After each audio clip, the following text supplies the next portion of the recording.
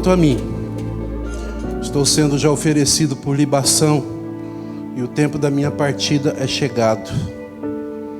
Combati o bom combate, completei a carreira, guardei a fé. Já agora, a coroa da justiça me está guardada, a qual o Senhor, reto juiz, me dará naquele dia. E não somente a mim, mas também a todos quantos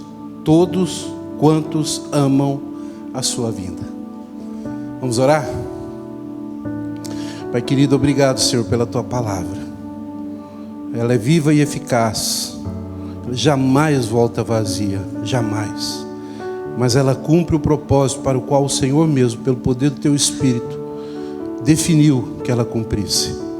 E nós temos a certeza disso, Senhor. Fala o coração do teu povo nessa noite, assim como o Senhor falou ao meu coração através desse texto. E que as palavras dos meus lábios, o meditar do meu coração, sejam agradáveis a Ti, Senhor, rocha minha e Redentor meu. Assim nós oramos em nome de Jesus. Amém. Eu não sei se você já ouviu a palavra epitáfio. Muito provavelmente já ouviu, não é uma palavra fácil, não muito falada. Mas ela significa normalmente as últimas palavras das pessoas, ou aquilo que vai nas lápides daqueles que morrem. E o epitáfio normalmente ele se refere mais ou menos ao que foi a vida da pessoa.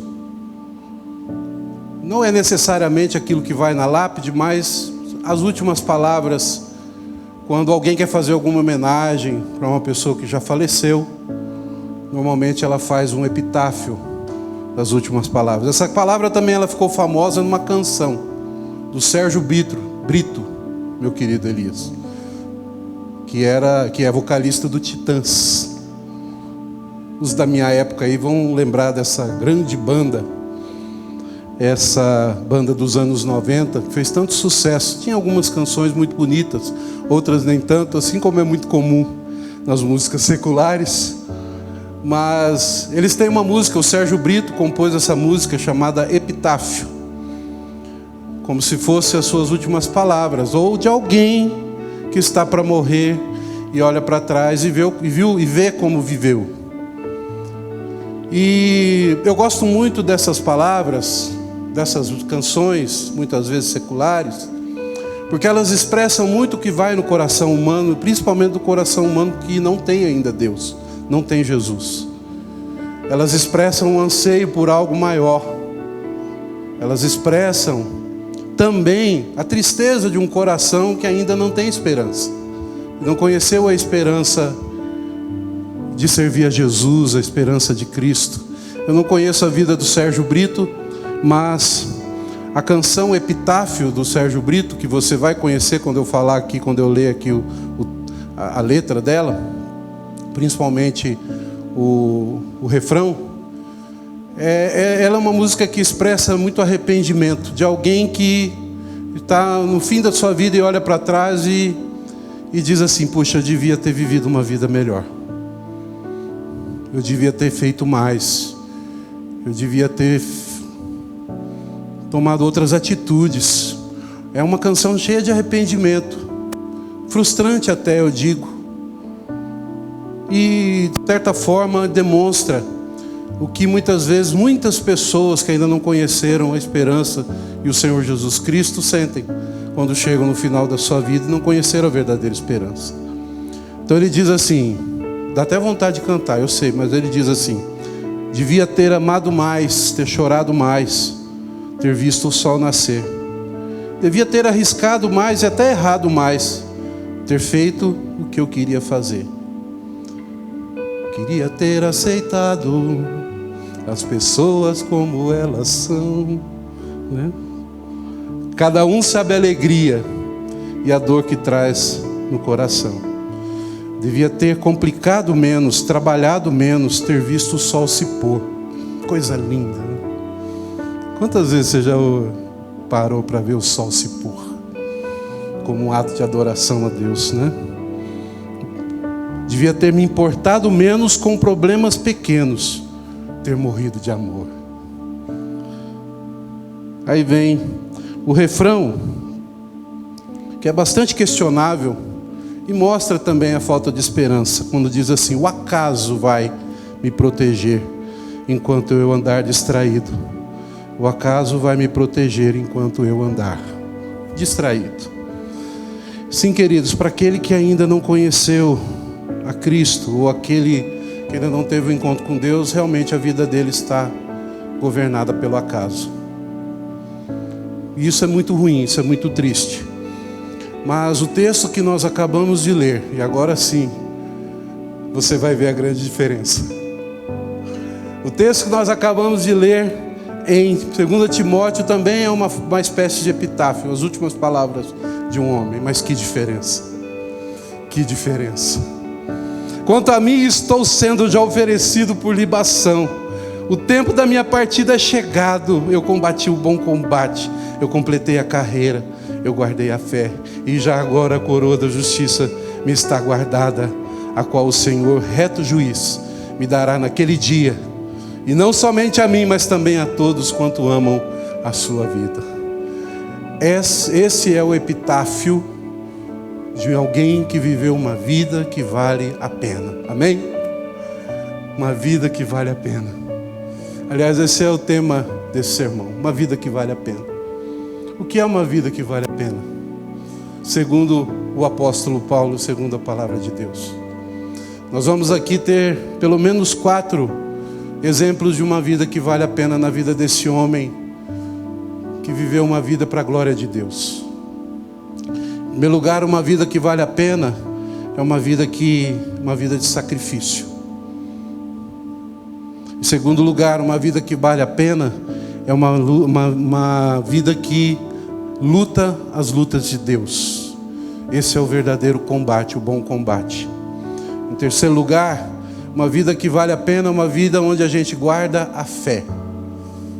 A gente guarda a fé. E em terceiro lugar, uma vida que vale a pena é uma vida que tem a imensa expectativa do porvir e de estar com Cristo e da vida eterna.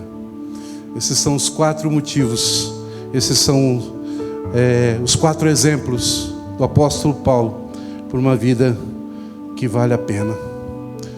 Sim, queridos, talvez Salomão, durante os seus escritos, tanto em Provérbios, mas principalmente em Eclesiastes, Salomão, ele fala também um pouco parecido com aquilo que o Sérgio Brito, que muitas coisas em que ele aplicou o coração nessa vida foram só vaidade. Mas no final de Eclesiastes ele diz: olha, a suma é: teme a Deus e anda nos seus caminhos. O epitáfio do apóstolo Paulo, esse texto do apóstolo Paulo aqui em 2 Timóteo, falando para o seu jovem pastor, ele é como se fosse uma ampliação daquilo que Salomão falou, daquilo que realmente vale a pena. A conclusão de Salomão é que o que vale a pena mesmo nessa vida é viver para Deus, e é viver e é temer a Deus e andar nos seus caminhos. E para o apóstolo Paulo, o viver uma vida que vale a pena é, em primeiro lugar, uma vida de sacrifício. Ele diz assim: quanto a mim, estou sendo já oferecido por libação, e o tempo da minha partida é chegado. Eu não sei se você sabe o que é libação. Libação é sacrifício. Fazia parte do sacrifício do Antigo Testamento, enquanto eles ofereciam aquele animal pelos pecados do povo, o sumo sacerdote, eles faziam uma espécie de mistura de farinha com azeite, que dava um cheiro muito gostoso, e derramava vinho sobre aquilo, ficava uma mistura, e eles então derramavam aquela mistura sobre o sacrifício. Isso se chamava libação. E Paulo aqui, na mente dele está isso, quando ele fala: olha, eu já estou sendo oferecido por libação, o tempo da minha partida é chegado. Por quê? Porque Paulo já sabia que ele ia morrer. Alguns chamam esse texto e essa carta de 2 Timóteo de o canto do cisne, porque existe uma lenda que o cisne, ele fica mudinho durante toda a vida dele, mas nos últimos dias, quando ele sabe que ele vai morrer, ele então canta lindamente. Por isso que alguns chamam essa carta de canto do cisne. Aqui sim, são as últimas palavras, não são exatamente as últimas, mas é a grande declaração de um homem que olha para trás e fala assim: olha, eu vivi uma vida que vale a pena. E eu pergunto para você, querido, que vida você tem vivido até hoje? Se hoje fosse um dos últimos dias da sua vida, você diria o que no seu epitáfio? Você falaria o que da vida que você viveu? Mas o apóstolo Paulo, ele diz assim: eu já estou sendo oferecido por libação, eu já estou sendo oferecido como um sacrifício. Ele está dizendo que a vida dele, a vida do apóstolo, uma vida que glorifica a Deus, uma vida em que ele viveu para Cristo após a sua conversão, é uma vida de sacrifício. Quem sabe ele está na sua mente aqui o texto que ele mesmo escreveu aos Romanos, lá no capítulo 12, quando ele diz: olha, rogo-vos, irmãos, que ofereceis os vossos corpos como sacrifício vivo e santo e agradável a Deus, que é o vosso culto racional. Sim, queridos, uma vida que vale a pena, uma vida de sacrifício. Olha só, pastor, ia citar o senhor e está falando o apóstolo Paulo. Pastor Luciano falou aqui na semana passada que quem não sacrifica nada, não ama nada. E seria muito triste, querido, passar uma vida sem sacrifício. Mas nesse caso aqui, o sacrifício é viver para Cristo. O sacrifício aqui é viver uma vida pela causa de Cristo. E eu pergunto para você: o que você tem sacrificado por causa de Cristo? Ou você tem vivido uma vida apenas assim, na sua zona de conforto, uma vida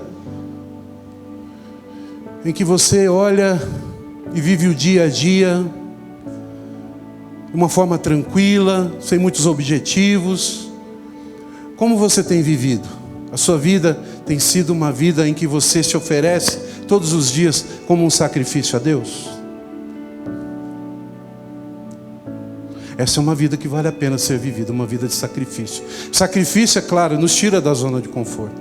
O pastor Luciano acabou de orar aqui. Quem sabe o Senhor vai nos tirar da zona de conforto, para que nós venhamos a participar de projetos como esse, para que nós participemos da evangelização do mundo, para que nós participemos da vida da igreja. E sim, queridos, participar da vida da igreja é sacrifício, mas é um sacrifício maravilhoso, de muita alegria. Agora, se você quiser ficar na sua casa, na sua zona de conforto, eu vou falar igual o pastor Luciano falou assim: um dia você vai para o céu, porque se você crê em Cristo, por causa de Cristo, nós vamos chegar. Mas que tipo de vida, queridos, que nós vamos ter vivido? Uma vida medíocre, uma vida sem sacrifício, é uma vida medíocre no sentido de mediana. Mas o apóstolo Paulo não: já estou sendo oferecido por libação. O tempo da minha partida é chegado, mas eu estou sendo oferecido. Que ousadia, meus irmãos! Eu estou sendo oferecido como um sacrifício ao meu Deus. Eu vivi uma vida de sacrifício ao Senhor. Eu ofereci minha vida a Deus. Não é um epitáfio ou as últimas palavras de alguém cheio de arrependimentos. É alguém que tem a certeza que viveu para Deus. E se você quer viver uma vida assim, você vai precisar se sacrificar. Sacrifique o teu tempo pelas coisas de Deus. Sacrifica o seu orgulho para perdoar a quem o ofendeu. Sacrifica, jovens e adolescentes, sacrifica o seu orgulho muitas vezes em querer fazer aquilo que a turma quer fazer, para fazer aquilo que Deus quer que você faça. Sabe aquela turminha que fica assim: pula, pula, pula, bebe, bebe, bebe, vai lá, vai lá. E a gente muitas vezes, eu já fui jovem, adolescente, a gente fica doido para pular, para beber, para fazer o que a turma quer, para fazer o que a turma diz, para ficar de bem com a galera. Mas chegou um momento, querido, aos 24 anos, que eu falei assim: não, eu quero fazer aquilo que agrada ao Senhor. A galera, eu gosto muito deles, mas eu vou sacrificar esse prazer de ficar bem com eles para ficar bem com Jesus. Amém? Uma vida que agrada a Deus é uma vida de sacrifício. que você tem sacrificado? Como tem sido a sua vida? Se você não tem sacrificado nada, querida, é porque você não ama nada. Se você não ama nada, você vai chegar à conclusão na sua vida muito parecida com o Sérgio Brito. Eu devia ter feito muito mais coisas, ter amado mais, ter visto o sol nascer, cheio de arrependimentos. Mas se você se sacrificar por Jesus, fazendo a vontade de Deus, você vai poder dizer: sim, eu já estou sendo oferecido antes da sua morte. Eu já estou sendo oferecido por libação. Amém? Louvado seja o nome do Senhor por isso. Sacrifica-te. Sacrifica-te. Sai da zona de conforto. Larga de viver para você mesmo. Deixemos de viver para nós mesmos, porque eu também estou incluído. A palavra é para mim também. Deixemos de viver para nós mesmos. Eu não estou dizendo aqui que você não pode fazer coisas boas e descansar e comer do bom dessa terra e ver o sol nascer e ter o teu tempo com a tua família. Tudo isso é muito bom, mas coloque Deus e a obra do Senhor e a vida com Deus como prioridade na sua vida, e isso exige sacrifício. Muitas pessoas, queridos, estão nas suas casas, no conforto dos seus lares. Por quê? E deixaram de estar com a igreja de Cristo. Por quê? Porque não querem sacrificar o seu orgulho. Muitas pessoas estão nas suas casas porque não querem assumir o sacrifício e a coragem de se expor nos seus relacionamentos.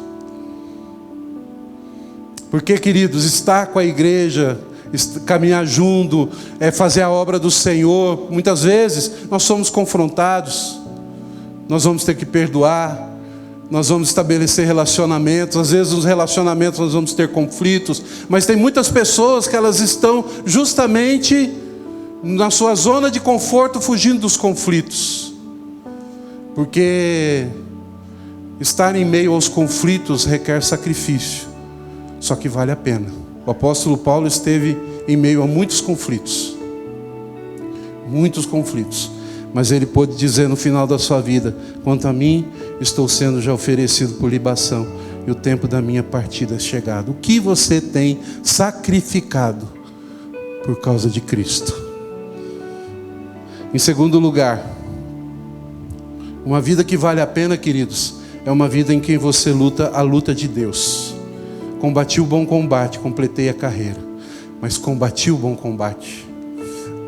É como se ele estivesse assim: olha, eu lutei uma boa luta, mas é uma luta ferrenha, é uma luta terrível, com muitos inimigos, o diabo, o mundo, nós mesmos, uma luta contra nós mesmos, é uma luta difícil, é uma luta onde existe perseguição muitas vezes a quem quer servir a Cristo, é uma luta que exige sacrifício inclusive, mas é uma luta muito boa, é um bom combate, porque é a luta de Deus.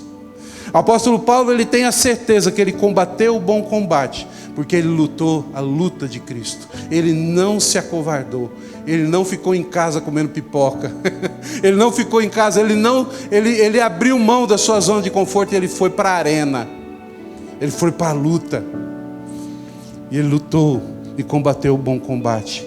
Meu amado, sim, a vida cristã é uma luta, mas é uma luta maravilhosa. A vida cristã é um combate, mas é um bom combate. Existem muitas lutas que nós lutamos que são lutas que não vale a pena. Tem muito cristão entrando em luta que não vale a pena e gastando o seu dinheiro naquilo que não é pão, como diz o profeta Isaías. Mas essa luta, o combate de Deus, essa é boa.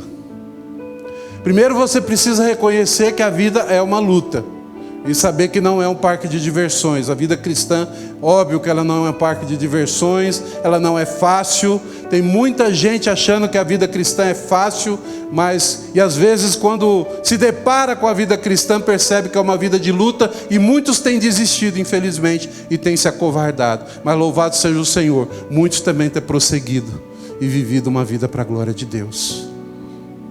Uma vida que vale a pena é uma vida que reconhece a luta e entra na arena, e entra no combate da vida cristã. E muitas vezes é achincalhado, muitas vezes no trabalho é motivo de risos, é motivo de chacota, muitas vezes vai nadar contra a maré,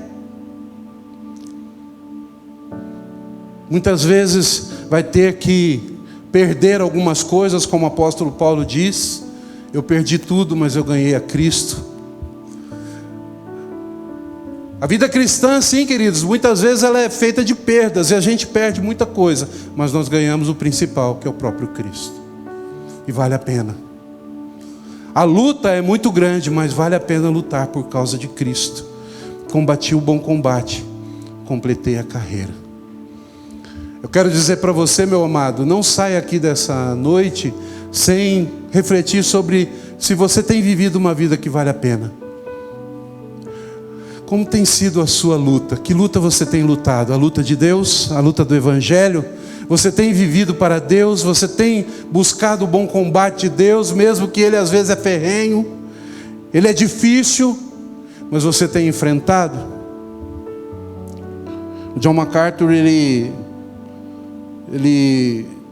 fez um comentário sobre esse texto, e ele fala que nós devemos ter muito cuidado com os tempos de paz. A vida cristã, querida, é uma vida de luta ferrenha, mas é melhor você estar na luta de Deus do que um tempo de paz sem Deus. E ele diz assim: um momento de paz é muito agradável, mas também gera uma horrível expectativa, pois pode significar que um furtivo ataque se aproxima. É sempre melhor saber onde a batalha acontece. É sempre melhor saber onde a batalha acontece. E a arena mais importante do mundo é a arena da vida cristã. Onde a batalha acontece? Na vida cristã. Onde é o combate? O bom combate é viver para Cristo, é viver para Deus, é pregar o Evangelho, é abrir mão da zona de conforto, é entrar na arena, é entrar no combate. É sempre muito melhor saber onde a luta está acontecendo. Tem gente que está fugindo da luta, tem gente que não quer saber de luta, mas essa não é uma vida que vale a pena, querido. A vida que vale a pena é a vida que você luta a luta de Deus. Em terceiro lugar, uma vida que vale a pena é uma vida em que você guarda a fé. Guardei a fé. Eu completei a carreira, eu tenho certeza, e hoje eu tenho um legado. Hoje eu guardei a fé. Eu estou aqui, eu vou ser oferecido por libação, como sacrifício. É possível que daqui a pouco eu vou morrer, e ele está aqui numa prisão romana, prestes a morrer. Esse é o contexto. Numa masmorra romana. E ele então faz essa belíssima declaração. Mas olha, eu estou aqui numa masmorra romana, fui perseguido, sofri muito, estou prestes a ser oferecido como libação, como um sacrifício. Mas olha, eu guardei a fé, eu deixei um legado. A vida do apóstolo Paulo, queridos, é um legado para as futuras gerações, de um homem que guardou a fé independente das circunstâncias. Tem muita gente abandonando a fé. Tem muita gente desistindo da igreja. Tem muita gente desistindo do combate, da luta. Mas o apóstolo Paulo, ele diz: eu guardei a fé. Guardar a fé aqui também, queridos, tem essa conotação de você guardar o bom depósito para o futuro e você deixar um legado para as futuras gerações. O apóstolo Paulo, ele deixa essa fé como um exemplo e como um testemunho para as futuras gerações. Aliás, é por isso que nós estamos lendo ele aqui agora. E ele está testemunhando pelo Espírito Santo a você nessa noite. A vida do apóstolo Paulo está gritando e testemunhando para você: eu guardei a fé. Eu pergunto para você: você tem guardado a fé? Nessa vida que você tem vivido, você tem guardado a sua fé? Você tem testemunhado a sua fé? Você tem sido uma testemunha de Cristo? Você vai deixar essa fé? E você tem trabalhado para que os seus filhos guardem a fé? Nós temos feito isso. Guardar a fé. Uma vida que vale a pena, uma vida onde nós guardamos a fé. Mas em último lugar, meus queridos, eu termino com isso.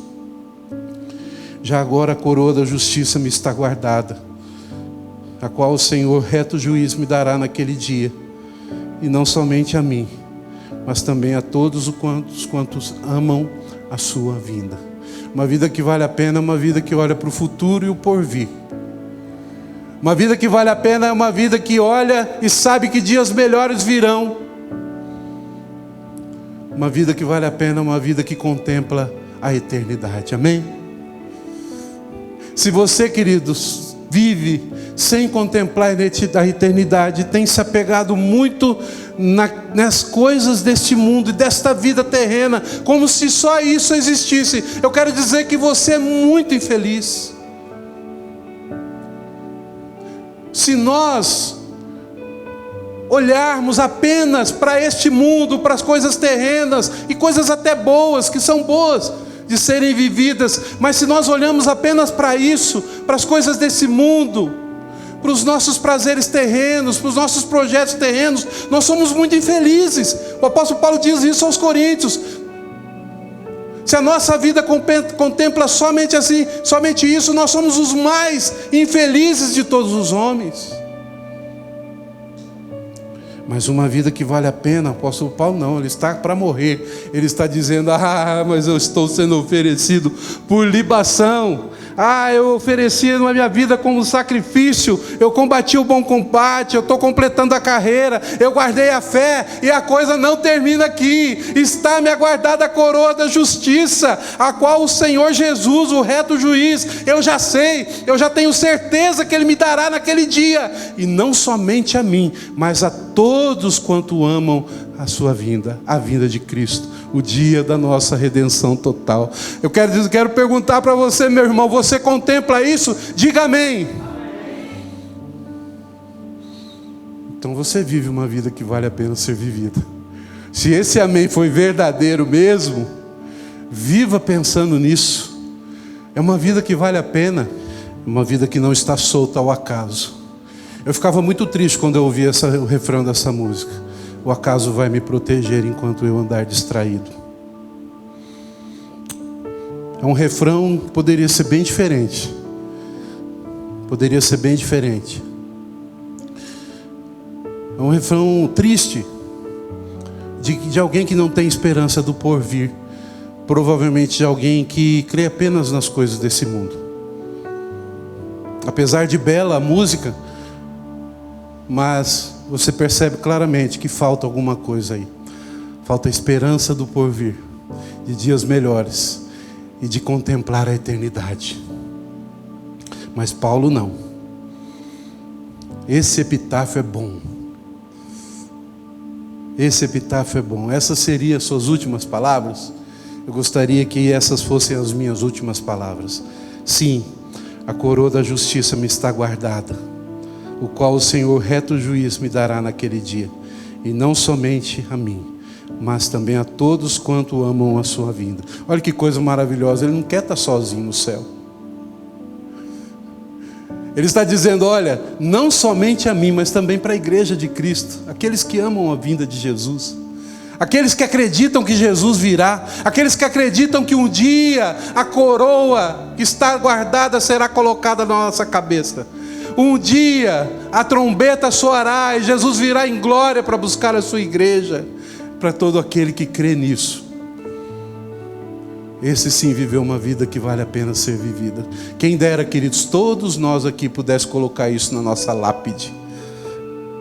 Já agora a coroa da justiça me está guardada.